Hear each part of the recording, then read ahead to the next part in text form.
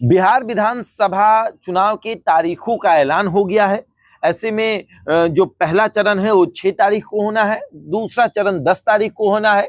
पार्टियां अपने अपने उम्मीदवारों को ढूंढने में लगी है कि सही उम्मीदवार कौन है। पहले चरण के उम्मीदवारों का नॉमिनेशन जो है वो 10 तारीख से शुरू हो जाएगा। तो उम्मीदवार ढूंढना बहुत जरूरी है कि उम्मीदवार ढूंढ लिया जाए ताकि उम्मीदवार को क्षेत्र में लगा दिया जाएगा।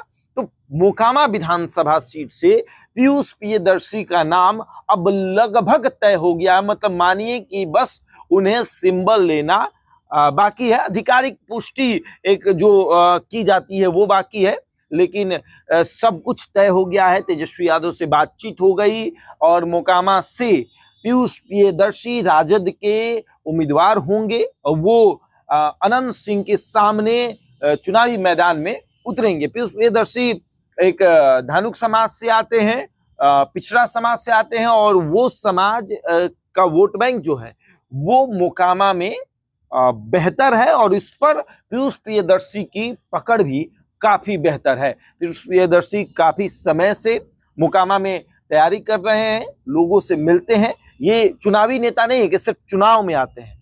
आप मोकामा में जब जाइएगा तो वहां के लोगों से जब बात करिएगा तो पीयूष प्रियदर्शी की चर्चा हमेशा होती है कि वो हमेशा क्षेत्र में आते रहते हैं, हम लोगों से मिलते रहते हैं, चुनाव हो या ना हो हमारे सुख दुख में शामिल होते रहते हैं।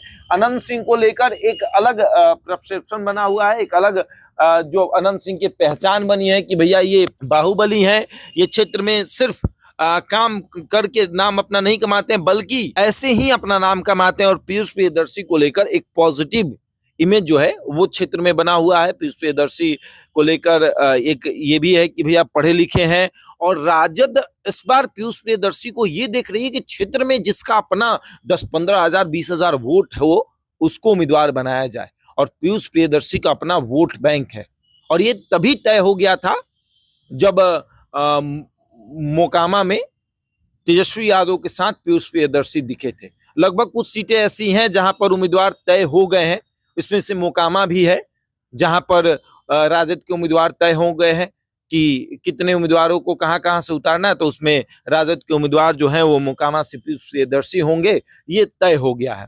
चर्चा खूब हो रही है कि अब आगे की रणनीति क्या होगी, किस तरीके से चुनाव लड़ा जाएगा। 6 तारीख को पहला मतदान होना है, 10 तारीख से नॉमिनेशन होने लगेगा और उसके बाद जब पहला मतदान होगा तो उसको किस तरीके से तेजस्वी के पक्ष में करवाना है।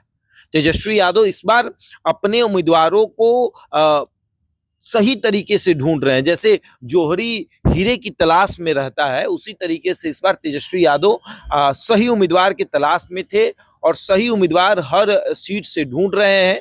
इस सीट से भी उन्होंने सही उम्मीदवार चुन लिया है। पीयूष प्रियदर्शी को उन्होंने चुना है कि वही उम्मीदवार होंगे और आने वाले समय में कैसे पीयूष प्रियदर्शी को भजाना है, कैसे चुनाव वहां से जीत कर आना है, ये पूरी प्लानिंग हो चुकी है। और अब बस चुनावी रण में अनंत सिंह के सामने पीयूष प्रियदर्शी आपको नजर आएंगे। बहरहाल इस खबर में इतना ही, बने रहे हमारे साथ और देखते रहे द इंडिया टॉप।